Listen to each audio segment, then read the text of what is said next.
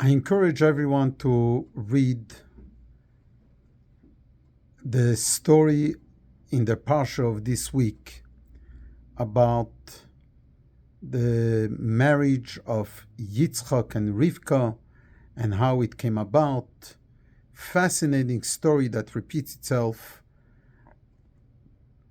a number of times in the Parsha, with some details here, some details there, and how Avraham put his entire energy into making it happen, sending his servant Eliezer to find a wife for Yitzchak. And it's a fascinating story. I want to bring out a point. The Rebbe spoke about it. Vayiten es kol hashaleh Yitzchak. Avraham gave his entire belongings to Yitzchak. Why? Why his entire belongings? Why not just what he needs in order to get married? Half of his belongings. He wanted to show that he's wealthy. Give him half. Why give away everything and not leaving anything for oneself? The whole story includes other very strange things of how things happened in a very quick way, kfitzas haderech, a way that was supposed to take a long time. Eliezer made it in a very short time, miraculously. Why?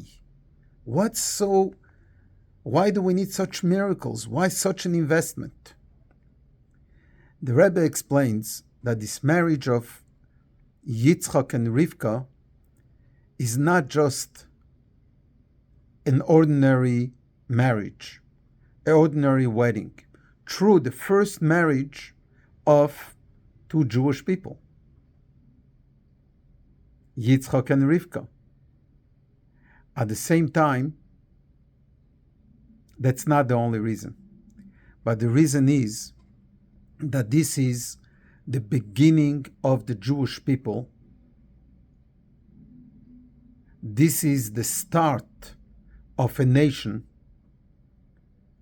and with a message that the nation Am Yisrael, the people of Israel, including our Holy Land, which also speaks about in the Parsha how it belongs to the Jewish people, and Avram acquiring land in Hebron, is not something to be taken for granted.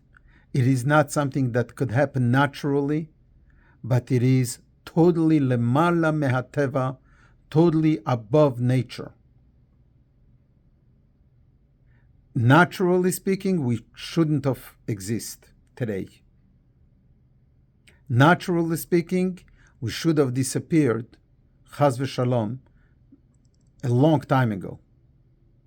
Our mere existence is miraculous. And that's why all this investment of miracles in order to make it happen.